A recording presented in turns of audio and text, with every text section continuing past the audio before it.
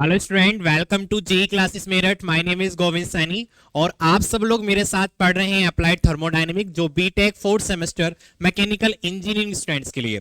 तो स्टूडेंट, इस सब्जेक्ट में आज हमारी यूनिट नंबर सेकंड स्टार्ट होने जा रही है, जिसका नाम है वेपर पावर साइकिल। तो स्टूडेंट, इस वाली यूनिट में हम डिस्कस करेंगे अपने वेपर पावर साइकिल के बारे में। और अगर मैं बात करूं यहाँ पे स्टूडेंट, हमारे सब्जेक्ट का जो हमारा कोड है, सब्जेक्ट कोड, वो हमारा BME 401 है, जो AKTU के अफेक्टिव सिलेबस 2024 का हमारा स्टूडेंट अपडेटेड सिलेबस है। तो यहाँ पे आपका सब्जेक्ट कोड आपका 401, ठीक है, BME 401 आपका यहाँ पर कोड है। तो सेकंड यूनिट में हमको डिस्कस करना होगा वेपर पावर साइकिल के बारे में। जैसे कि इसके नाम से हमको पता चल रहा है, वेपर मतलब एक स्टीम होता है और पावर, जिससे हमको एक पावर हमको मिलती है साइकिल में, मतलब किस तरीके से हमको यहाँ पर वेपर के द्वारा साइकिल हम वेपर के द्वारा किस तरीके से पावर को प्रोड्यूस कर सकते हैं, वो सब हम यहाँ पे क्या करने वाले हैं, डिस्कस करने वाले हैं। तो जैसे कि इसको हम स्टीम पावर साइकिल के नाम से भी जाना जा सकता है। और आप सब लोग देख पाते होंगे कि स्टीम क्या होता है, मतलब पानी के द्वारा हम क्या करते हैं, उसको हीट देते हैं और हीट देने से पानी जो होता है वो वेपर में कन्वर्ट हो जाता है, स्टीम में कन्वर्ट हो जाता है। और उस स्टीम को किस तरीके से पावर में कन्वर्ट किया जाता है, वो सब आप लोग जानते हैं बाय द रैनकाइन साइकिल, या फिर हम कह सकते हैं स्टूडेंट इतना स्टीम टरबाइन के अकॉर्डिंग।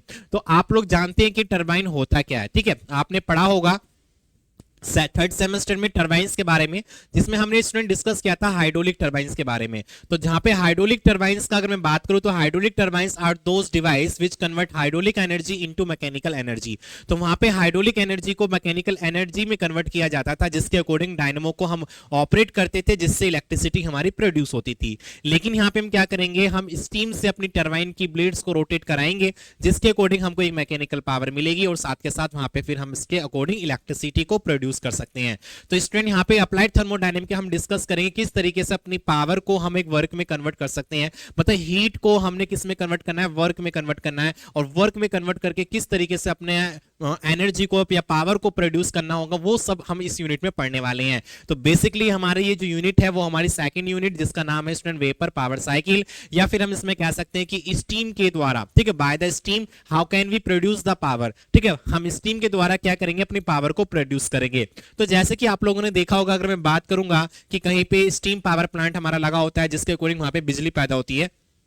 तो अगर मैं बात करूं आपको, यहाँ पर दिल्ली के पास में, या फिर कह सकते हैं उत्तर प्रदेश में एक हमारा शहर है, जिसका नाम कह सकते हैं दादरी के आसपास वो है, ठीक है, बुलंदशहर से रिलेटेड है, गाजियाबाद के बीच में है, ठीक है। तो वहां पे एक NTPC का हमारा स्टूडेंट पावर प्लांट है, जिसमें हम स्टीम के द्वारा अपनी पावर को, मतलब इलेक्ट्रिसिटी को प्रोड्यूस किया जाता है। तो वहां पे किस तरीके से इलेक्ट्रिसिटी प्रोड्यूस की जाती है, किस किस मेथड से वहां पे इलेक्ट्रिसिटी प्रोड्यूस करते हैं, वो सब आप लोग जानते होंगे। तो एक बार मैं आपको बता देता हूं किस तरीके से वहां पे स्टूडेंट इलेक्ट्रिसिटी को प्रोड्यूस किया जाता है। तो देखो, सबसे पहला हमारा मेन फोकस ये होता है, हमारा मेन पॉइंट हमारा क्या होता है कि हमको स्टीम को जनरेट करना है। हमको क्या करना है, हमको स्टीम जनरेट करना है। और स्टीम जनरेट करने के लिए हम क्या करेंगे, हमको हीट की भी आवश्यकता होती है। हमको किसकी, हीट की आवश्यकता होती है। तो हीट की आवश्यकता होने के लिए हम किसका आवश्यकता पड़ेगी, अपनी फ्यूल की आवश्यकता पड़ेगी। तो बेसिकली वहां पे हम क्या करते हैं, जो हमारा कोयला होता है, कोयले के द्वारा हम क्या करते हैं, वहां पे स्टूडेंट हीट को प्रोड्यूस किया जाता है इन द फर्नेस में। तो कहां आप लोग देख पाते होंगे, फर्नेस होता है, फर्नेस के अंदर कोयले को जलाया जाता है, जलने से हमको हीट एनर्जी मिलती है। और वो हीट एनर्जी क्या करती है, एक बड़ा हमारा बॉयलर होता है, बॉयलर के अंदर हमारा पानी एडमिट होता है, और उस पानी के अकॉर्डिंग हम क्या करते हैं, पानी को हीटअप करते हैं, और हीटअप करने से पानी हमारा स्टीम में कन्वर्ट हो जाता है। तो कहने का मतलब, आप सब लोग घर में देखते होंगे, आपके घर में एक अंगीठी होती है, चूल्हा होता है, चूल्हे के नीचे, अंगीठी के नीचे आप लकड़ी वगैरह डालते हो, ठीक है, जो भी आपका फ्यूल वगैरह होता है, उसके अकॉर्डिंग हीट एनर्जी जनरेट होती है। और हीट एनर्जी से आपके बर्तन में जो पानी भरा हुआ रहता है वो गर्म होता है, और गर्म होने के अकॉर्डिंग आप उसको ज्यादा हीट देते हो, तो वहां पे स्टीम के रूप में बाहर की तरफ निकलता रहता है। तो वही मेथड वहां पे क्या करते हैं, हम यूटिलाइज करते हैं, वही मेथड वहां पे हम क्या करते हैं, यूज करते हैं। तो वहां पे जब हमारी हाई सुपर हीटेड स्टीम हमारी जनरेट होती है, उस हाई सुपर हीटेड स्टीम के द्वारा हम क्या करते हैं, अपनी टरबाइन की जो ब्लेड होती है उसके ऊपर उस स्टीम को गिराया जाता है, जिसके अकॉर्डिंग हाई प्रेशर के अकॉर्डिंग हमारी टरबाइन की ब्लेड रोटेट करती है, और जिसके अकॉर्डिंग हमको एक मैकेनिकल पावर वहां पर मिलती है। उस मैकेनिकल पावर को हम किस तरीके से इलेक्ट्रिसिटी प्रोड्यूस करते हैं, उसके लिए हमारा यहाँ पे लगा होता है डायनमो। डायनमो की शाफ्ट और हमारी टरबाइन की शाफ्ट को एक दूसरे के साथ कपल कर दिया जाता है, और कपल करने के अकॉर्डिंग जैसे ही हमारे टरबाइन की शाफ्ट रोटेट करती है, उसी के साथ साथ हमारा डायनमो की शाफ्ट हमारी क्या करती है, रोटेट करती है, जिसके अकॉर्डिंग हम इलेक्ट्रिसिटी को प्रोड्यूस कर सकते हैं। तो यहाँ पे हमारा काम था इलेक्ट्रिसिटी को कैसे प्रोड्यूस करना, ठीक है। अब आगे काम होता है किस तरीके से इलेक्ट्रिसिटी को डिस्ट्रीब्यूट करना होता है, वो इलेक्ट्रिकल वालों का काम होता है, इतना हमको डिस्कस नहीं करना है, ठीक है। तो उसके बाद हमारे पावर स्टेशन होते हैं जिसके अकॉर्डिंग इलेक्ट्रिसिटी हमको डिस्ट्रीब्यूट करना होता है, इलेक्ट्रिसिटी को किस तरीके से स्टोर करना होता है, वो सब मेथड हमारे इलेक्ट्रिसिटी वालों का होता है। केवल हमको ये डिस्कस करना है किस तरीके से यहाँ पे हमको मैकेनिकल पावर प्रोड्यूस करना है। आफ्टर डेट क्या होता है कि जब हम टरबाइन के ऊपर अपनी हाई सुपर हीटेड स्टीम को स्ट्राइक कराते हैं, स्ट्राइक कराने के अकॉर्डिंग वो स्टीम क्या करती है, अपनी ब्लेड्स को रोटेट कराती है, जिसके कारण हमारा जो स्टीम होती है वो फिर एग्जिट भी करती है। भाई वहां से वो स्टीम तो गायब होने वाली नहीं है, वो स्टीम क्या करेगी, एग्जिट भी करेगी। तो वहां पे जो स्टीम होती है वो काफी ज्यादा हाई सुपर हीटेड स्टीम होती है। अगर हम उसको ऐसे ही ओपनली एनवायरमेंट में छोड़ देते हैं तो वहां पे हमारा एनवायरमेंट को काफी ज्यादा हार्मफुल होगा और आसपास के एरिया में हमारा रह पाना दुश्मन हो सकता है, हमको काफी ज्यादा परेशानियों का सामना करना पड़ता है। इसके लिए क्या करते हैं कि जो हमारी स्टीम आती है उस स्टीम को हम कंडेंस करते हैं। कंडेंस का मतलब उस स्टीम को ठंडा करते हैं, उसकी हीट को लेते हैं। तो कंडेंस के अकॉर्डिंग क्या करते हैं, हमारे कंडेंसर लगे होते हैं और कंडेंसर के द्वारा क्या करते हैं, वहां पे ठंडे पानी को स्टूडेंट गिराया जाता है, जिसके अकॉर्डिंग हमारे स्टीम को ठंडा किया जाता है। वहां पे क्या होता है, हीट का ट्रांसफॉर्मेशन होता है, या फिर कह सकते हैं हीट का ट्रांसमिशन के अकॉर्डिंग हीट को वहां से लिया जाता है और वेपर को ठंडा किया जाता है। जब वेपर को ठंडा करते हैं तो वो हमारा जो वेपर होती है वो लिक्विड फॉर्म में कन्वर्ट हो जाती है। तो उसके अकॉर्डिंग फिर हमारा क्या बन जाता है, वो लिक्विड बन जाता है। लिक्विड के बन जाने के कारण वहां पे उसका प्रेशर काफी ज्यादा कम हो जाता है और उस काफी ज्यादा प्रेशर को कम हो जाने के कारण हमको क्या चाहिए होता है, बॉयलर में फिर से हमको क्या करना पड़ता है, अपने पानी को पहुंचाना होता है। तो पानी को पहुंचाने के लिए हम क्या करते हैं, फिर फीड वाटर पंप का यूज करते हैं, जो क्या करता है, हमारे कंडेंसर से निकलने वाला जो हमारा पानी होता है, लिक्विड होता है, वाटर होता है, उसके प्रेशर को हाई करके बॉयलर में पहुंचाने का काम किसका होता है, हमारा फीड वाटर पंप का होता है। तो फीड वाटर पंप को हमको थोड़ा सा वर्क देना पड़ता है, जिसके कारण वो क्या करता है, एक लो प्रेशर को हाई प्रेशर में कन्वर्ट करके हमारे वाटर को हमारे कंडेंसर से मतलब लो लेवल से हमारे बॉयलर के तरफ पहुंचाने का काम कौन करता है, फीड पंप हमारा करता है। जैसे कि आप लोग अपने घर में देख पाते होंगे, घर में आपके मोटर पंप लगी होती है और मोटर पंप का काम क्या होता है बेसिकली, तो मोटर पंप का अगर मैं बात करूं, यहां पर मोटर पंप का काम क्या होता है कि आपका जो लो लेवल पे आपका स्टूडेंट पानी होता है, टंकियों में पानी होता है, नीचे आपकी सड़कों पे बहुत मोटा पाइप होता है, जिसके अकॉर्डिंग देखो आप लोगों ने देखा होगा कि जो टंकी आती है मतलब जो पानी आता है उसका टाइमिंग हमारा रहता है मॉर्निंग में और इवनिंग में, लेकिन उसके बाद भी आपको अगर अर्जेंटली नीड होती है पानी की, उसमें पानी हमारा फिल होता है लेकिन उसका प्रेशर कम होता है, जिसके अकॉर्डिंग हमारा पानी नहीं आ पाता है। तो उसके लिए हम क्या करते हैं, अपना वाटर पंप का यूज करते हैं। वाटर पंप में हम क्या करते हैं, इलेक्ट्रिसिटी देते हैं, this is the work input. वहां पे हम काम मतलब वर्क दे पा रहे हैं, वो इलेक्ट्रिसिटी कन्वर्ट होता है मैकेनिकल एनर्जी में और फिर उस मैकेनिकल एनर्जी को हाइड्रोलिक एनर्जी में कन्वर्ट किया जाता है, जिससे कि वो लो प्रेशर को हाई प्रेशर में कन्वर्ट करता है। और आपका जो स्टूडेंट ग्राउंड लेवल पे हमारा पानी था, उसको आपके घर के ऊपर रखी जो टंकी होती है वहां पे उस पानी को वहां पर पहुंचाने का काम कौन करता है, हमारा फीड वाटर करता है। तो वही यहां पर अगर मैं बात करूंगा यहां पर किस तरीके से अपनी पावर मतलब स्टीम से अपनी पावर को प्रोड्यूस कर सकते हैं, तो वहां पे हमारे 4 कंपोनेंट हमारे लगे होते हैं, बॉयलर, टरबाइन, कंडेंसर और फीड पंप। ठीक है, इनके बारे में डिस्कस करेंगे। यही सब हमारे क्या है यहाँ पर स्टूडेंट पढ़ने वाले हैं और किस तरीके से अपनी इफिशिएंसी को इंक्रीज कर सकते हैं, किस तरीके से इसमें और एडवांटेज कर सकते हैं, वो आगे की तरफ इसमें स्टूडेंट पढ़ने वाले हैं। ठीक है, तो अभी मैंने क्या करा, इस यूनिट का एक ओवरव्यू मैंने आपको दिया है कि इस यूनिट में है क्या और किस तरीके से हमको स्टीम से पावर को प्रोड्यूस करना होता है। ठीक है स्टूडेंट, तो रैनकाइन साइकिल एक तरीके से हमारा क्या होता है, स्टीम पावर प्लांट होता है, जो स्टूडेंट मैंने आपको अप्लाई मतलब थर्मोडायनेमिक्स में आपको 3rd सेमेस्टर मैंने आई थिंक इसको आपको कराया था, किस तरीके से हमारी रैनकाइन साइकिल वर्क करती है और किस तरीके से इसकी एफिशिएंसी को फाइंड आउट किया जाता है। ठीक है, तो इसको स्टार्ट करने से पहले स्टूडेंट सबसे पहले मैं आपको यहाँ पे बात करूंगा कार्नोट साइकिल के बारे में कि कार्नोट साइकिल होता क्या है। आप लोगों ने देखा होगा कार्नोट इंजन के बारे में, जैसे कि मैंने आपको बताया था कि हमारा जो थर्मोडायनेमिक में मैंने आपको थर्मोडायनेमिक्स के 3 लॉ मैंने आपको बताए थे, zero low, first low, second low and third लो। ठीक है, बेसिकली वहां पे हमने केवल 3 लो के बारे में डिस्कस किया था, जीरो, फर्स्ट एंड सेकंड लो के बारे में।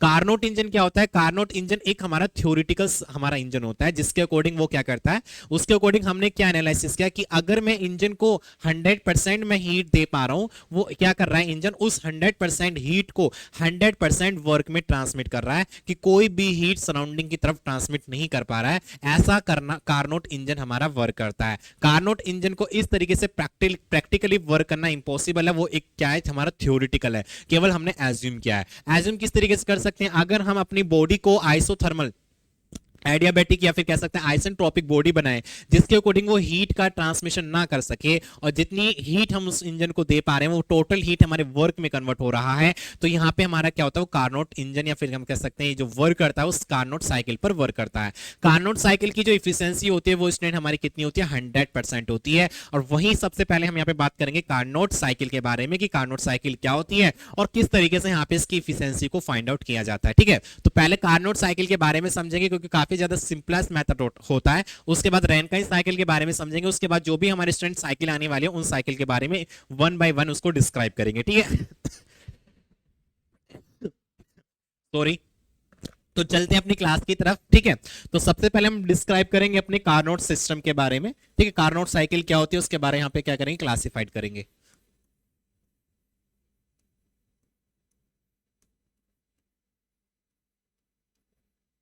तो कार्नोट साइकिल के बारे में क्या करेंगे, यहाँ पे डिस्कस करने वाले हैं। तो जैसे कि मैंने अभी आपको बताया, हमारा जो कार्नोट होता है वो एक हमारा थ्योरेटिकल साइकिल होता है। क्या होता है स्टूडेंट, थ्योरेटिकल साइकिल हमारा होता है।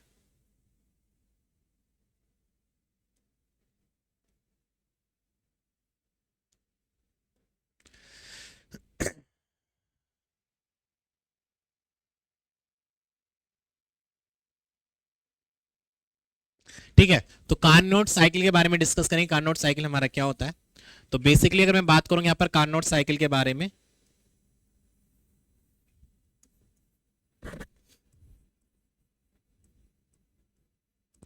कार्नोट साइकिल इज ए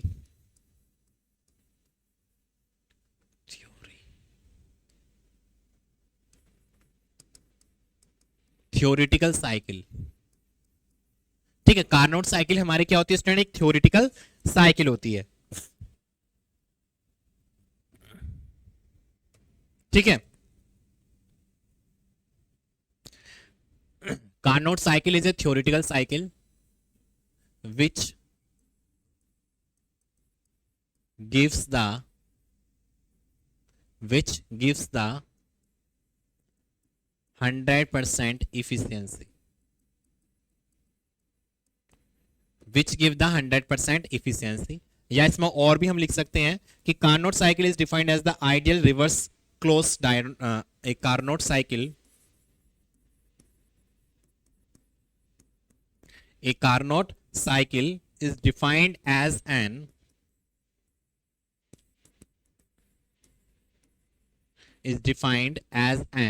हमारी जो कार्नोट साइकिल होती है उसको हम डिफाइन कर सकते हैं कि an ideal reversible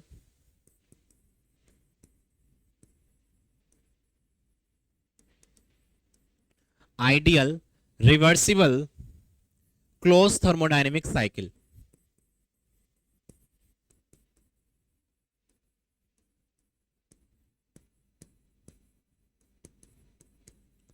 closed thermodynamic cycle. ठीक है, four successful operation are involved, there are, और इसमें लिख सकते हैं देयर आर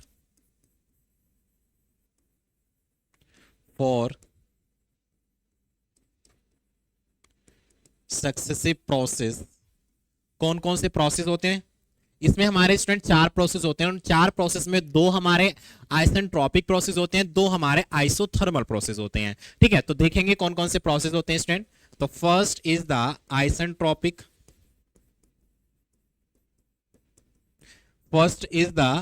आइसेंट्रोपिक, या फिर हम पहले हमारा क्या होगा, आइसोथर्मल होगा। ठीक है, पहले आइसोथर्मल की बात करेंगे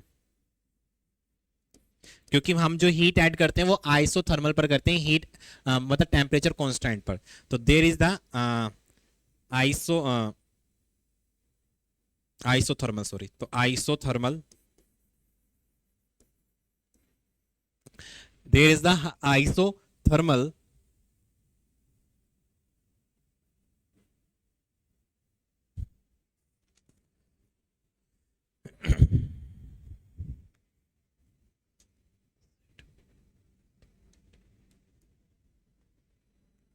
तो देखेंगे, चलो इसमें बाद में देखेंगे, पहले इसकी साइकिल को देख लेते हैं। पहले यहाँ पे इसकी साइकिल को देख लें किस तरीके से यहाँ पे ड्रॉ करने वाले हैं। तो बेसिकली हमारी जो कार्नोट साइकिल होती है उसको हम इस तरीके से ड्रॉ कर सकते हैं।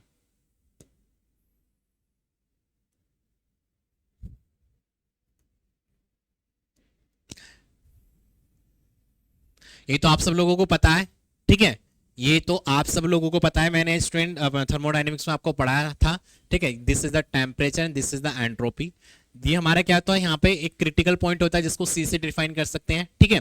ये वाली जो लाइन होती है उसको क्या कहते हैं, सैचुरेटेड लिक्विड लाइन से बोला जाता है, और ये वाली जो लाइन होती है उसको सैचुरेटेड वेपर लाइन हम इसको बोलते हैं, ठीक है भाई। सैचुरेटेड लिक्विड लाइन होता है ये हमारा, ये सैचुरेटेड वेपर लाइन हमारा होता है, आप लोग जिसको जानते हैं।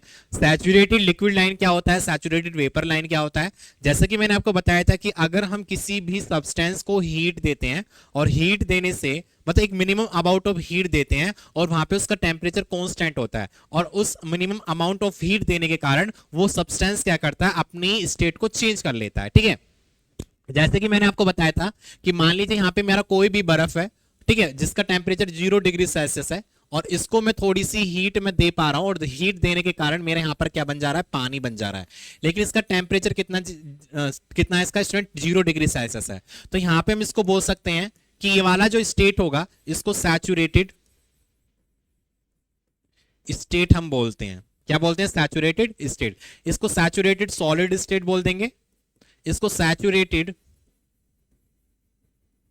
लिक्विड स्टेट हम इसको बोल देंगे, ठीक है। क्यों बोलेंगे, यहां पे सैचुरेटेड का मतलब क्या होता है कि एक अमाउंट ऑफ हीट देने के कारण वो अपना क्या कर रहा है, अपना स्टेट को चेंज कर रहा है। तो देखो यहाँ पे टेम्परेचर 0 डिग्री सेल्सियस है, लेकिन बर्फ को मैंने थोड़ी सी हीट दी और हीट देने के कारण वो पानी में कन्वर्ट हो गया, लेकिन उसका टेम्परेचर फिर भी कितना है, 0 डिग्री सेल्सियस है, ठीक है। तो ऐसी स्टेट को हम क्या बोलते हैं, सैचुरेटेड स्टेट बोलते हैं। और ऐसी दी गई हीट को हम क्या बोलते हैं, लेटेंट हीट बोलते हैं। क्या बोलते हैं स्टूडेंट, लेटेंट हीट। तो जो हीट होगी वो क्या होगी, लेटेंट हीट होगी। हमने थर्मोडायनेमिक के 5th यूनिट में हमने इसके बारे में डिस्कस किया था, प्योर सब्सटेंस के बारे में, ठीक है। तो यहाँ पे जो हीट होगी वो लेटेंट हीट होगी। अगर मैं इस पानी को दोबारा से क्या दे रहा हूँ, हीट दे रहा हूँ, और हीट मतलब हीट देने से क्या हो रहा है, इसका टेम्परेचर 100 डिग्री सेल्सियस हमारा बढ़ रहा है। इसको मैंने हीट दिया इस तरीके से, लेकिन इसका स्टेट चेंज नहीं हो पा रहा है, मतलब लिक्विड से लिक्विड में, लेकिन टेम्परेचर वहां पर बढ़ रहा है। तो ऐसी हीट को मैं क्या करूंगा, इसको Q2 मान लेते हैं, इसको Q1 मान लेते हैं। तो Q2 को हम कहेंगे सेंसिबल हीट। क्या बोलेंगे, सेंसिबल हीट। ये कुछ हमारी डेफिनेशंस हैं, तभी हमने क्या करा था थर्मोडायनेमिक में इन सब के बारे में बेसिक कॉन्सेप्ट हमने डिस्कस किए थे, और वही कॉन्सेप्ट यहाँ पे स्टूडेंट अप्लाई होने वाले हैं। तो यहाँ पे इन सबको हम क्या करेंगे, रिवीजन नहीं कर पाएंगे, तो इसलिए मैं एक आपको रिवाइज करा रहा हूं पीछे का। तो उसको क्या कहते हैं, सेंसिबल हीट के नाम से उसको जाना जाता है, सेंसिबल हीट, ठीक है। क्या बोलेंगे स्टूडेंट, इसको सेंसिबल हीट के नाम से उसको बोलेंगे, ठीक है। तो हमारी जो हीट है वो हमारी लेटेंट हीट है, जो क्या करता है, स्टेट को चेंज कर लेता है, लेकिन सेंसिबल हीट क्या करता है, हमारा स्टेट चेंज नहीं करता, और यहाँ पे टेम्परेचर हमारा डिफरेंस होता है, ठीक है। तो ये आई थिंक ये आपको कॉन्सेप्ट समझ में आ चुका होगा, ठीक है। तो वही यहाँ पे हम स्टूडेंट डिस्कस कर रहे हैं अपना कार्नोट सिस्टम में। कार्नोट सिस्टम में हम देखेंगे this is the region of the liquid region. ये वाला जो रीजन होता है वो लिक्विड का रीजन होता है, और ये वाला जो रीजन होता है वेपर का रीजन होता है, आप सब लोग जानते हैं, ठीक है। तो ये वाली जो लाइन होती है उसको सैचुरेटेड लिक्विड लाइन बोला जाता है, और इस ये वाली जो लाइन होती है इसको सैचुरेटेड वेपर लाइन बोला जाता है। अगर इस वाली लाइन से थोड़ा सा मैं इधर जाता हूं तो वहां पे क्या होता है, हमारा जो पानी होता है वेपर में कन्वर्ट होने लग जाता है। जैसे कि हमने ये देखा था कि ये वाला पूरा जो रीजन होता है इसको ड्राइनेस फ्रैक्शन के नाम से जाना जाता है, इसको वेट रीजन भी बोला जाता है। अगर हमको ड्राइनेस फ्रैक्शन की वैल्यू को फाइंड आउट करना है तो हमने देखा था कि इस तरीके से हम ड्राइनेस फ्रैक्शन की वैल्यू को फाइंड आउट करते हैं। अगर हम बात करेंगे कि हम इधर से यहाँ पे कोई वैल्यू आ रही है इस तरीके से, तो यहाँ पे क्या होगा, यहाँ पे हमारा कितना, हमारा जो वेपर होगा, वेपर मतलब पानी में, पानी के अंदर हमारा कितना 1%, मतलब क्या पानी के अंदर कुछ अमाउंट ऑफ हमारा यहाँ पर वेपर होने वाला है, ठीक है। तो अगर यहाँ पे इस पॉइंट में बात करूं तो पॉइंट पे 50% हमारा लिक्विड होता है और 50% हमारा वेपर होता है। इस वाले पॉइंट पे 100% हमारा क्या होता है, वेपर होता है, और इस पॉइंट पे 100% हमारा क्या होता है, लिक्विड होता है। जैसे जैसे इधर की तरफ चलते रहते हैं तो हमारा वेपर की वैल्यू बढ़ती चली जाती है, जैसे जैसे इधर की तरफ आती है तो हमारी लिक्विड की वैल्यू बढ़ती चली जाती है। इस तरीके से ड्राइनेस फ्रैक्शन की वैल्यू को फाइंड आउट करते हैं कि कितना हम बात कर सकते हैं कि हमारा जो एयर होता है, एयर में कितने परसेंट हमारा स्टूडेंट वाटर है, उसको हम किस तरीके से फाइंड आउट कर सकते हैं, ड्राइनेस फ्रैक्शन की वैल्यू से फाइंड आउट कर सकते हैं, जिसको ह्यूमिडिटी के नाम से जाना जाता है। ह्यूमिडिटी क्या होता है कि हमारा जो वेपर होता है, मतलब एयर होती है, एयर में कितने परसेंटेज हमारा वाटर है उसको डिफाइन करने के लिए ह्यूमिडिटी हमारा कहलाता है, ठीक है। वो सब बात की बात है। तो अभी हमने क्या करा है, इनके बारे में डिस्कस करा रहा हूं केवल आपको कि किस तरीके से इसको हमने स्टूडेंट ड्रॉ किया था, ठीक है। ओके तो यहाँ पे जो हमारा स्टूडेंट कार्नोट साइकिल होगा, कार्नोट साइकिल को इस तरीके से रिप्रेजेंट करेंगे। और जैसे कि अभी मैंने आपको बताया था, कार्नोट साइकिल क्या करता है, अगर हम उसको 100% स्टूडेंट हीट देते हैं, वो 100% को 100% वर्क में कन्वर्ट करता है। ठीक है, तो सबसे पहले हम क्या करेंगे, यहाँ पर इसको हीट देने वाले हैं। हीट देंगे तो वहां पे क्या होगा स्टूडेंट, हमारा टेम्परेचर कॉन्स्टेंट होगा। तो इस तरीके से यहाँ पे इसकी साइकिल आ जाएगी यहाँ पर। ठीक है, तो फर्स्ट से वन से टू हम इसको प्रोसेस मान सकते हैं। तो 1 से 2 हमारा क्या होगा, यहाँ पर प्रोसेस होगा, जिसमें हम क्या कर रहे हैं स्टूडेंट, हीट ऐड करेंगे। क्या करेंगे, हीट को ऐड करेंगे एट द कांस्टेंट टेम्परेचर। जैसे हमने क्या करा, हीट को ऐड किया, तब उसके बाद हमारा क्या होता है, हमारा नीचे की तरफ आता है, जिसका टेम्परेचर हमारा रिड्यूस करता है इन द टरबाइन केसेस में मैं बात करूंगा। तो इसको प्रोसेस मानेंगे 3। उसके बाद हम क्या करते हैं, इसको कंडेंस में ठंडा करते हैं। ठंडा करने के बाद हमारा प्रोसेस आता है 4। फिर दोबारा से इसको हम यहाँ पर प्रोवाइड कराते हैं, तो इसको यहाँ पर 4 इस तरीके से यहाँ पर मान लेंगे।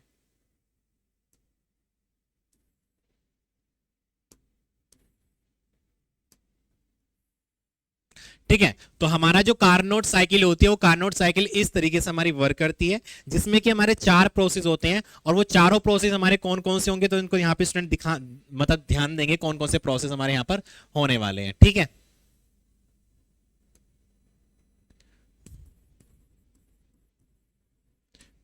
प्रोसेस 1 से 2 की अगर मैं बात करूंगा यहाँ पर, तो प्रोसेस 1 से 2 में आप लोग देख पा रहे होंगे, प्रोसेस 1 से 2 में क्या कर रहे हैं, यहाँ पर हीट को ऐड कर रहे हैं। क्या कर रहे हैं, हीट को ऐड कर रहे हैं। और प्रोसेस कैसा है हमारे स्टूडेंट, आइसोथर्मल प्रोसेस है। तो यहाँ पे कहेंगे it is reversible isothermal heat addition process in the boiler. तो बॉयलर में क्या कर रहे हैं, यहाँ पर हीट को ऐड किया जा रहा है। ठीक है,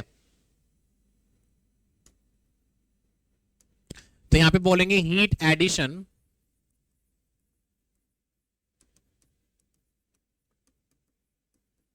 इन द बॉयलर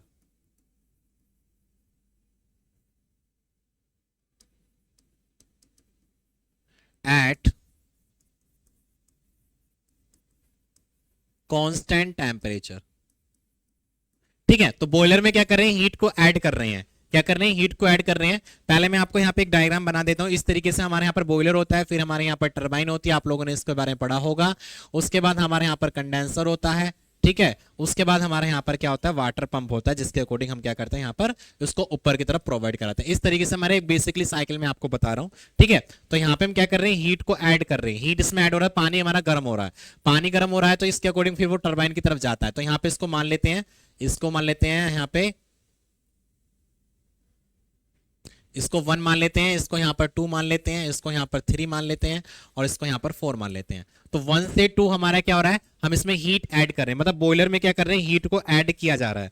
बॉयलर में क्या कर रहे हैं स्टूडेंट, इसको हीट को ऐड कर रही हैं। ठीक है, तो वही यहां पर देखेंगे, तो हीट को हमने ऐड किया है, तो इस तरीके से यहाँ पे प्रोसेस होगा। तो प्रोसेस के अकॉर्डिंग देखेंगे यहाँ पर कि हमने क्या करा, प्रोसेस 1 से 2 में यहाँ पे हीट को ऐड कर रहे हैं। ठीक है, तो heat addition in the boiler at constant temperature. फिर बात करेंगे यहाँ पर प्रोसेस 2 से 3 के बारे में। तो प्रोसेस 2 से 3 हमारा क्या हो रहा है, आइसेंट्रोपिक प्रोसेस हो रहा है। तो आइसेंट्रोपिक प्रोसेस के अकॉर्डिंग आप लोग यहाँ पर देख पा रहे होंगे, यहाँ पे 2 से 3 पे हमारी जो एंट्रोपी है, उसकी जो वैल्यू वो हमारी कांस्टेंट है। तो S2 बराबर हमारा क्या होगा, S3 होगा। तो एंट्रोपी कांस्टेंट, एंट्रोपी कांस्टेंट का मतलब क्या होता है कि अगर सिस्टम से ना हमारी हीट का ट्रांसमिशन हो रहा है, मतलब ना तो सराउंडिंग की तरफ ना ही सिस्टम की तरफ हीट का ट्रांसमिशन हो, और मतलब कहने मतलब क्या है, सिस्टम को हीट एडिशन नहीं कर पा रहे हैं, वो हमारा क्या कहलाता है, हमारा आइसेंट्रोपिक प्रोसेस कहलाता है। तो अगर हम किसी भी सिस्टम को हीट ट्रांसमिट करते हैं, हीट ट्रांसमिट करने के अकॉर्डिंग क्या होता है, हमारा सिस्टम जो होता है उसकी एंट्रोपी वैल्यू बढ़ जाती है। अगर सिस्टम से हीट हम ले रहे हैं, मतलब सिस्टम से हीट को निकाल रहे हैं, तो वहां पे एंट्रोपी की वैल्यू घट जाती है। तो बेसिकली यहाँ पे देख पा रहे हैं, यहाँ पे जो टरबाइन प्रोसेस होता है, उसको टरबाइन प्रोसेस कैसे है 2 से 3 में। तो यहाँ पे हम हीट का ना तो स्टूडेंट लेते हैं, ना हीट को देते हैं। तो यहाँ पे हमारे टेम्परेचर कह सकते हैं, यहाँ पे हमारा जो हीट होती है वो कांस्टेंट होती है, और हीट कांस्टेंट होती है तो हमारा कैसा होता है, आइसेंट्रोपिक प्रोसेस होता है। तो isentropic process are those process where heat is constant. वहां पे हीट क्या होता है, हमारा कांस्टेंट होता है। तो आप लोग यहाँ पे देख पा रहे हैं 2 और 3 पे हमारा एंट्रोपिक इक्वल है, मतलब कांस्टेंट है। तो उसको बोलेंगे प्रोसेस 2 से 3 पे adiabatic expansion process in steam turbine. ठीक है, adiabatic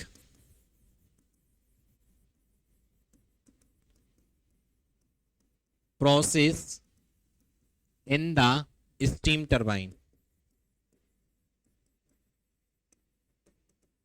in the steam turbine, या इसको हम बोल सकते हैं आइसोथर्मल कंप्रेशन प्रोसेस।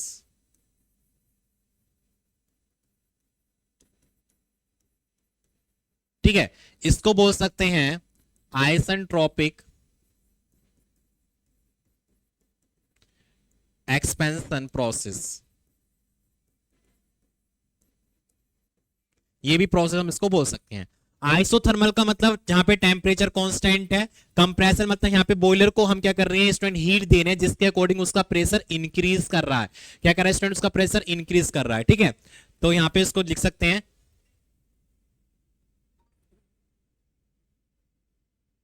ठीक है।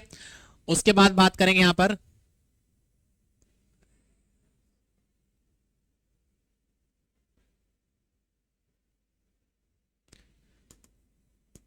प्रोसेस 3 से 4 की मैं बात करूंगा।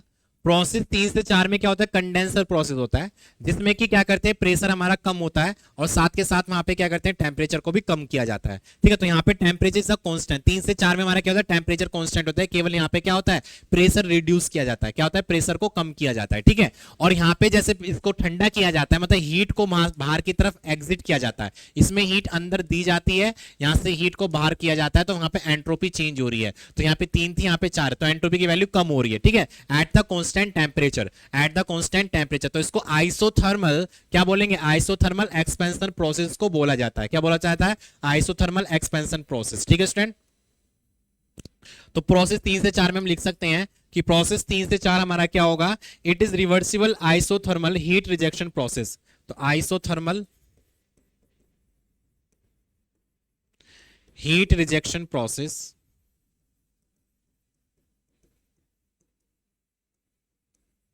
heat rejection process in the condenser,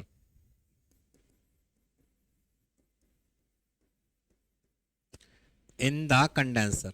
ठीक है student, in the condenser. Okay, process 4 से 1 की बात करेंगे, तो प्रोसेस 4 से 1 हमारा क्या होगा, प्रोसेस 4। तो प्रोसेस 4 में मैंने आपको बताया था हमारा क्या होता है, फीड वाटर पंप होता है, जो क्या करता है, लो प्रेशर को हाई प्रेशर में कन्वर्ट करने का काम करता है, जहां पे प्रेशर की वैल्यू हमारी बढ़ जाती है। तो ये क्या होगा हमारा, और यहाँ पे जो कंप्रेसर जो हमारा पंप होता है, वो क्या करता है, वहां पे हीट का कोई भी हम उसको हीट नहीं देते हैं और नहीं वहां से हीट को लेते हैं। तो वो कौन सा प्रोसेस होगा, आइसेंट्रोपिक हमारा यहाँ पर प्रोसेस होगा। और यहाँ पे क्या हो रहा है, कंप्रेशन करें, मतलब प्रेशर बढ़ रहा है, तो कंप्रेसर उसका बढ़ रहा है, तो क्या होगा, कंप्रेशन होगा। तो उसको बोलते हैं isothermal compression process, sorry isentropic compression process. इसको क्या बोला जाता है, आइसेंट्रोपिक कंप्रेशन प्रोसेस को बोला जाता है। ठीक है, तो यहाँ पे पहले हम इसको लिख लेते हैं, क्या लिख लेते हैं कि हमारा जो प्रोसेस 4 से 1 होगा, इसको रिवर्सिबल एडियाबैटिक कंप्रेशन प्रोसेस बोला जाता है। तो adiabatic compression process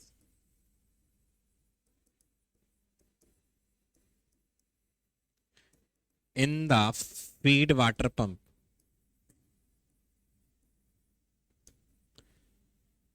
in the feed water pump. ठीक है, तो यहां पे हम देख पा रहे हैं एडियाबैटिक कंप्रेशन प्रोसेस, या इसको आइसेंट्रोपिक कंप्रेशन प्रोसेस के नाम से भी जाना सकता है, in the feed water pump. तो चारों प्रोसेस हमारे कौन कौन से हैं, किस तरीके से इसको डिफाइन करना है, वो सबसे पहले आपको यहां पर ध्यान देना है कि कार्नोट सिस्टम में हमारे 2 प्रोसेस जो होते हैं वो आइसेंट्रोपिक कंप्रेशन प्रोसेस, 2 तो आइसेंट्रोपिक प्रोसेस होते हैं और 2 हमारे आइसोथर्मल प्रोसेस होते हैं। प्रोसेस 1 से 4 की मैं बात करूंगा, जिसमें कि बॉयलर में हम हीट को ऐड करते हैं। जब हीट ऐड करते हैं तो क्या होता है, जो हमारी एंट्रोपी होती है वो वेरी करती है, लेकिन हीट को ऐड करते हैं एट द कांस्टेंट टेम्परेचर पर। तो उसको आइसोथर्मल क्या बोलते हैं, आइसोथर्मल कंप्रेशन प्रोसेस के नाम से उसको बोला जाता है, जिसमें कि उसका प्रेशर भी इंक्रीज करता है।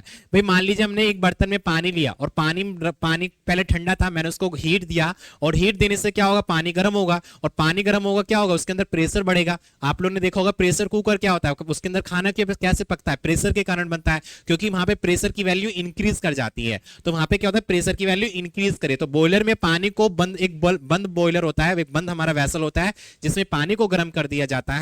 और पानी गर्म करने के दौरान क्या आप देख पाते हैं, वहां पे उसका टेम्परेचर तो कांस्टेंट होता है, लेकिन उसके अंदर हीट को ऐड किया जाता है, और हीट ऐड करने से क्या होता है स्टूडेंट, उसकी एंट्रोपी बढ़ती है, साथ के साथ उसका प्रेशर भी बढ़ता है। तो इसको हम बोलते हैं आइसेंट्रोपिक कंप्रेशन प्रोसेस, या फिर बोल सकते हैं एडियाबैटिक, सॉरी इसको बोलते हैं आइसोथर्मल सॉरी इसको बोलते हैं आइसोथर्मल कंप्रेशन प्रोसेस, सॉरी इसको आइसोथर्मल, जहां पे टेम्परेचर कांस्टेंट होगा। ठीक है स्टूडेंट, प्रोसेस 2 से 3 की बात करेंगे, उसमें टरबाइन हमारा आ जाता है। तो टरबाइन में क्या होता है, टरबाइन क्या करता है, हीट का ट्रांसमिशन नहीं करता है, हीट का ट्रांसमिशन नहीं करता है, लेकिन यहाँ पे टेम्परेचर हमारा कम हो जाता है। तो यहाँ पे टेम्परेचर 2 से 3 हो रहा है, लेकिन यहाँ पे हीट का ट्रांसफर नहीं हो पा रहा है, हीट यहाँ पे कांस्टेंट है। तो इसलिए हमारी जो एंथैल्पी की, जो हमारे एंट्रोपी की वैल्यू होती है वो हमारी कांस्टेंट होती है, मतलब H2 बराबर हमारी H3 होगा। समझ में आ गया? इसलिए हम इसको बोलते हैं आइसेंट्रोपिक एक्सपेंशन प्रोसेस। आइसेंट्रोपिक का मतलब जहां पे एंट्रोपी कांस्टेंट है, एक्सपेंशन मतलब जहां पे हमारा वो एक्सपेंड कर पा रहा है। ठीक है, प्रोसेस की बात करेंगे 3 से 4 की, तो प्रोसेस 3 से 4 में हम बात करेंगे, तो प्रोसेस 3 से 4 में क्या हो रहा है,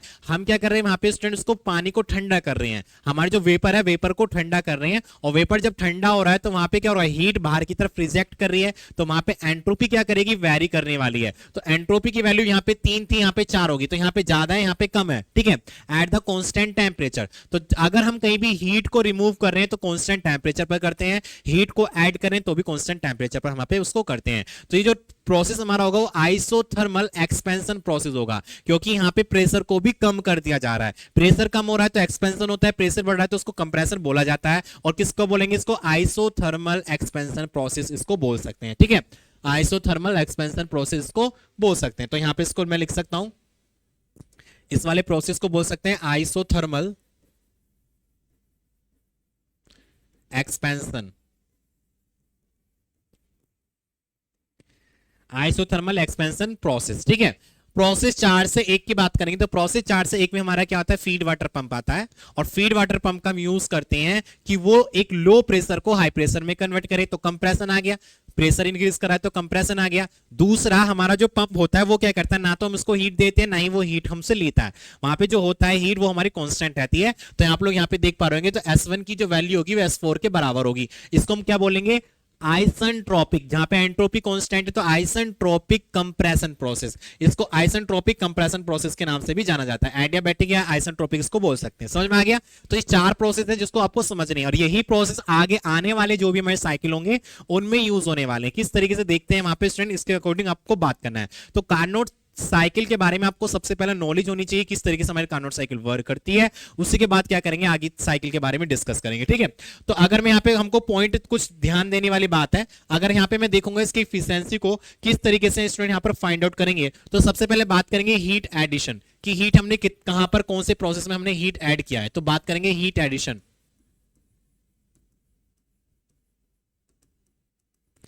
तो हीट एडिशन मैंने कौन से प्रोसेस में किया है यहाँ पर, तो प्रोसेस 1 से 4 में हमने हीट को ऐड किया है।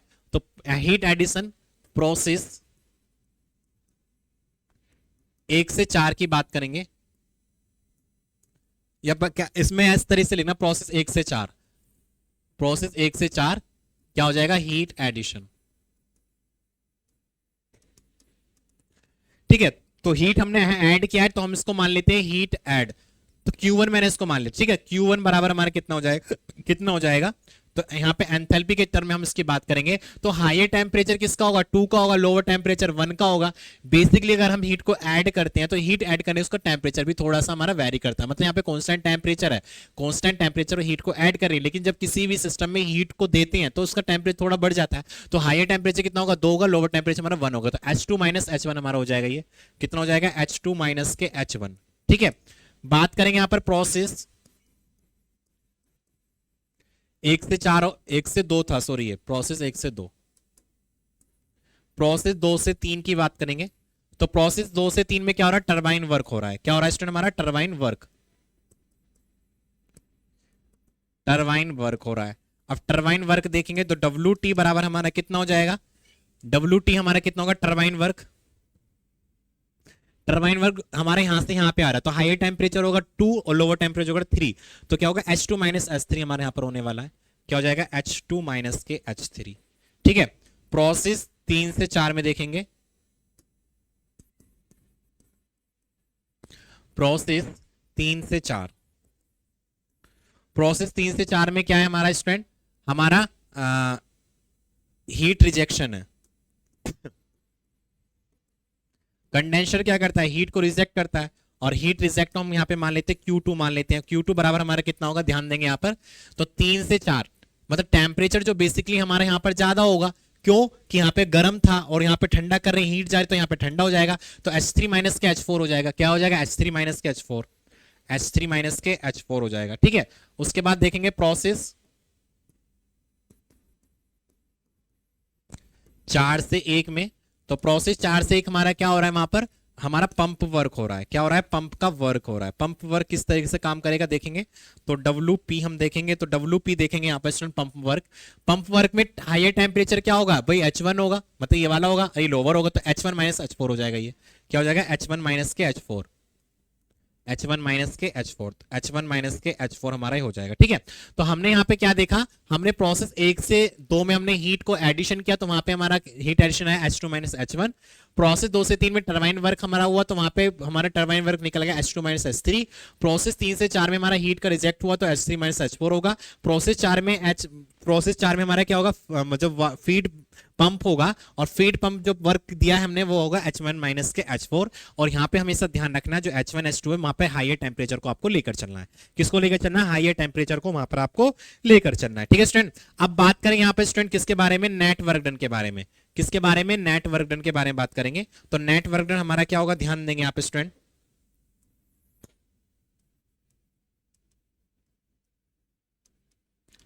तो आप सब लोग जानते हैं नेट वर्क डन के बारे में। तो नेट वर्क डन क्या होता है? हीट सप्लाइड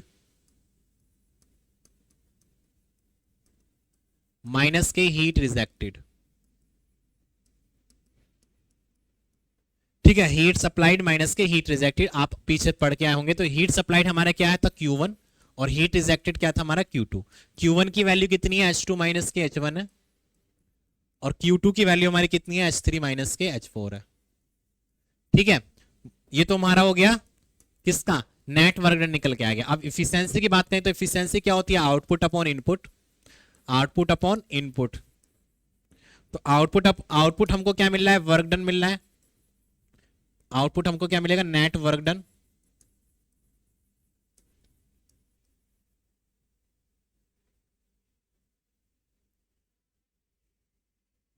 ठीक है, आउटपुट हमको क्या मिलेगा? नेट वर्क डन मिलने वाला है। और हीट सप्लाइड हमारे यहां पर क्या होगी? Net work done upon heat supplied.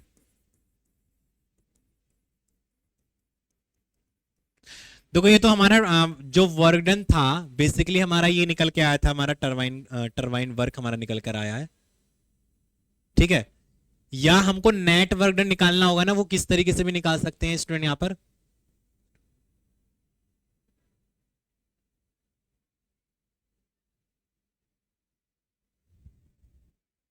Sorry, यहां पे जो वर्क डन होगा दूसरा होगा, ये नहीं होगा। वर्क डन जो निकालेंगे ना यहाँ पर, वो किस तरीके से निकालेंगे? वो वर्क डन निकालेंगे कि हमारा जो टरबाइन का वर्क होगा माइनस के पंप का वर्क होगा। इस तरीके से यहाँ पर वर्क निकालते हैं, क्योंकि वर्क डन तो हमने निकाल रखा है, ये वाला, ये भी वर्क डन है, फिर हमारा ये भी वर्क डन है, तो दोनों का डिफरेंस हमारा नेट वर्क डन निकलेगा। तो टरबाइन का वर्क होगा हमारा H2 माइनस के H3, और पंप का वर्क होगा हमारा H1 माइनस के H4। ये इस तरीके से हमारा नेट वर्क डन आएगा। अब यहाँ पे नेट वर्क डन कितना है हमारा? H2 माइनस के H3, H1 माइनस के H4 अपॉन हीट सप्लाइड की बात करेंगे तो हीट सप्लाइड हमारी कितनी हो रही है? H2 minus H1, H2 minus के H1 हमारा यहाँ पर हीट सप्लाइड हो रहा है। ठीक है, अब इसको देख सकते हैं, तो H2 माइनस के H3 माइनस H1 प्लस के H4 अपॉन H2 माइनस के H1। ठीक है, हमने क्या करा? H2 माइनस H1 मैंने एक साथ रख लिया, H2 माइनस H1 माइनस हमने बाहर कॉमन लिया, तो H3 माइनस के H4 आ जाएगा यहाँ पर, अपॉन ये बच जाएगा हमारा H2 माइनस के H1। ठीक है, और यहाँ पे होने वाला है हमारा क्या? एक बार इसको इसके नीचे रखेंगे तो यहाँ पे कट जाएगा 1, यहाँ पे बचेगा H3 माइनस के H4 अपॉन H2 माइनस के H1। ये हमारी वैल्यू यहाँ पर बचने वाली। तो this is the efficiency of the Carnot engine. ये क्या होते हैं? कार्नोट साइकिल की इफिशियंसी होती है। ठीक है, कार्नोट साइकिल की जो इफिशियंसी निकल कर आती है वो कितनी निकल के आती है? H3 माइनस के H4 अपॉन H2 माइनस के H1 हमारे यहाँ पर निकल कर आती है। ठीक है स्टूडेंट, समझ में आ गया इतना कार्नोट साइकिल किस तरीके से वर्क करती है। लेकिन अगर हम बात करेंगे यहाँ पर टेम्परेचर की टर्म में, कि हम टेम्परेचर की टर्म में कार्नोट साइकिल की इफिशियंसी को कैसे फाइंड आउट करेंगे, तो वो भी यहाँ पे स्टूडेंट देख सकते हैं। तो अभी हमने एंथैल्पी की टर्म में निकाला, अब टेम्परेचर की टर्म में निकालेंगे। तो टेम्परेचर की टर्म में किस तरीके से फाइंड आउट करेंगे, ध्यान देंगे यहाँ पर। हम जानते हैं efficiency that will be equals to, हमारा क्या होता है हमारे स्टूडेंट? नेट वर्क डन, मतलब heat supplied upon heat. Basically हमारा क्या होता है? वर्क डन अगर मैं बात करूंगा यहाँ पर, तो देखेंगे यहाँ पर जैसे कि मैंने आपको यहाँ पे दिखाया कि नेट वर्क डन हमारा क्या था, this the turbine work minus के pump work upon heat input. ठीक है, तो अगर मैं यहाँ पे बात करूंगा स्टूडेंट, तो इफिशियंसी बराबर के हमारा जो वर्क डन हमारा निकल कर आया था, सॉरी इसको टेम्परेचर की टर्म में निकालना है ना हमको, तो टेम्परेचर की टर्म में देखेंगे तो now in the term of temperature की टर्म में देखेंगे, तो टेम्परेचर की टर्म में क्या होने वाला है देखेंगे, ध्यान से देखेंगे यहां पर, तो टेम्परेचर की टर्म में यहां पे स्टूडेंट देखने वाले हैं। ठीक है, तो टेम्परेचर इज द कांस्टेंट, मतलब जहां पे हमारा स्टूडेंट टेम्परेचर कांस्टेंट है, तो कहां पर कांस्टेंट हमारा टेम्परेचर होगा, प्रोसेस 1 से 2 में और प्रोसेस 3 से 4 में। तो प्रोसेस 3 से 4 और प्रोसेस 1 से 2 में हमारा क्या होगा, यहाँ पर टेम्परेचर कांस्टेंट होगा। और यहाँ पे देखेंगे किस तरीके से प्रोसेस बात करेंगे, तो heat addition at the constant process 1 से 2 में। तो सबसे पहले हमको क्या करना होगा यहाँ पर, अगर हम टेम्परेचर के टर्म में क्या निकालेंगे, इफिशियंसी को फाइंड आउट करेंगे। तो इफिशियंसी हमारी क्या होती है स्टूडेंट, इफिशियंसी बराबर हमारा होता है क्या होता है, अगर टेम्परेचर टर्म में फाइंड आउट करें तो heat input upon heat supplied. तो देख पाते हैं यहाँ पे स्टूडेंट, तो 1 माइनस के हीट रिजेक्ट हमारा आता है, हीट रिजेक्ट फॉर्मूला आप लोगों ने पढ़ा होगा, अभी हमने साइकिल कराई थी स्टैंडर्ड साइकिल, और हीट हमारा क्या होता है एडेड, या हीट सप्लाइड या हीट एडेड, ये हमारा होता है। तो इफिशियंसी बराबर हो जाएगा 1 माइनस के Q2 अपॉन Q1, कितना हो जाएगा Q2 अपॉन Q1 हमारा हो जाएगा। ठीक है, तो Q2 की बात करेंगे तो Q2 हमारा कहां पर है, प्रोसेस 3 से 4 में है, तो प्रोसेस 3 से 4 देखेंगे यहां पर, नाउ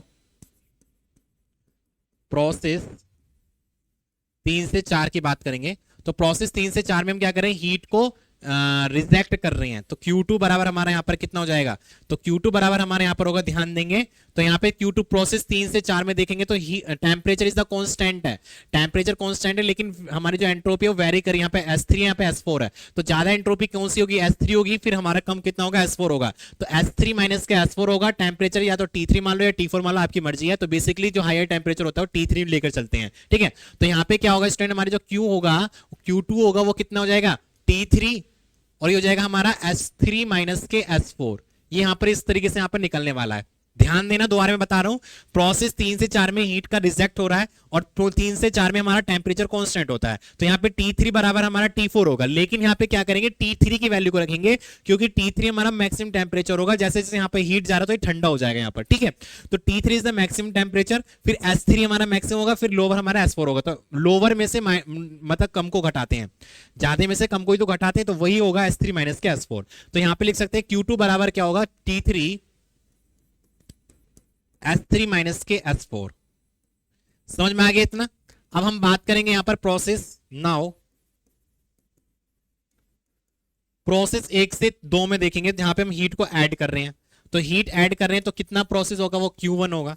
तो Q1 बराबर हमारा यहां पर देखेंगे, दोबारा फिर यहां पर देखेंगे, तो यहां पे 1 से 2 में क्या कर रहे हैं, हीट को ऐड कर रहे हैं। यहां पे टेम्परेचर कुछ कम था, जैसे हमने हीट बढ़ा तो टेम्परेचर कुछ ज्यादा भी हो जाएगा, पर लेकिन कांस्टेंट टेम्परेचर पर क्या कर रहे हैं, हीट को ऐड कर रहे हैं। तो Q1 बराबर हो जाएगा हमारा T2, और हायर टेम्परेचर होगा S2 माइनस के S1 हो जाएगा ये, क्योंकि यहाँ पे हायर टेम्परेचर एंट्रोपी ज्यादा S2, लोअर टेम्परेचर हमारी कितनी होगी, 1 होगी। तो इसलिए हम इसको यहाँ पर लिख सकते हैं कि T2 S2 माइनस S1, या T1 भी हम इसको लिख सकते हैं, या T2 भी लिख सकते हैं, वो आपकी यहाँ पर मर्जी है। ठीक है स्टूडेंट, वो यहाँ पे आपकी मर्जी है, आपको यहाँ पर इसको लेकर चल सकते हैं। ठीक है, तो देखेंगे स्टूडेंट आगे की तरफ बात करेंगे यहाँ पर,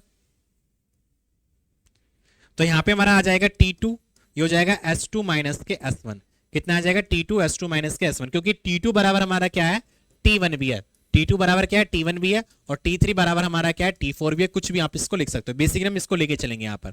अब क्या करने वाले हैं, इनकी वैल्यू Q2 और Q1 की वैल्यू यहाँ पर रखने वाले हैं।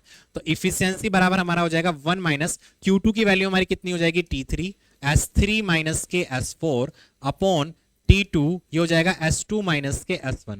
अब ध्यान देंगे यहाँ पर स्टूडेंट, क्या ध्यान देने वाले हैं, अभी पीछे जैसे कि हमने इसमें देखा कि जो हमारा S2 है वो S3 के बराबर है, S1 S4 के बराबर है।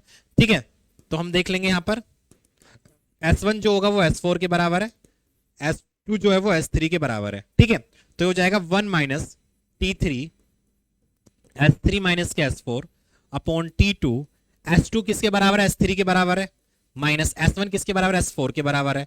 तो S3 माइनस S4 ये कैंसिल आउट हो जाएगा, और यहाँ पे हमारा क्या निकल के आ जाएगा, ये आ जाएगा हमारा 1 माइनस T3 अपॉन T2, कितना आ जाएगा 1 माइनस T3 अपॉन T2, हमारी यहाँ पर इफिशियंसी निकल कर आ जाएगी। तो कारनोट की जो इफिशियंसी होगी वो यहाँ पे स्टूडेंट फाइंड आउट होकर निकल जाएगी।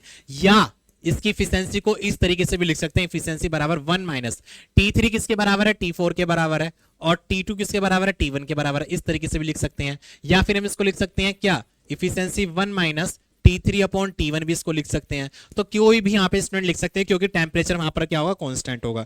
टेम्परेचर क्या होगा, कांस्टेंट होगा। इस तरीके से क्या कर सकते हैं, in the term of the temperature we can find out the efficiency of the Carnot cycle. तो यहाँ पे कार्नोट साइकिल के बारे हमने डिस्कस किया, इसी के अकॉर्डिंग हमारी क्या होगी, रेनकाइन साइकिल होगी, और जो साइकिल होगी वो भी यहाँ पे क्या करने वाले हैं, डिस्कस करने वाले हैं। ठीक है, तो स्टूडेंट यहाँ पे हमने डिस्कस किया कार्नोट साइकिल के बारे में। ठीक है, this is the first unit of the applied thermodynamic, sorry second unit, vapour power cycle, किस तरीके से स्टीम से हमको पावर को प्रोड्यूस करना होगा। तो एक हमारी थ्योरेटिकल साइकिल है जिसमें कि हमको 100% इफिशिएंसी हमको मिल पाती है। ठीक है, तो स्टूडेंट आज की क्लास को यहीं पर एंड करते हैं और मिलते हैं नेक्स्ट क्लास में, जिसमें हम देखेंगे रेनकाइन साइकिल के बारे में। Thank you, all the best.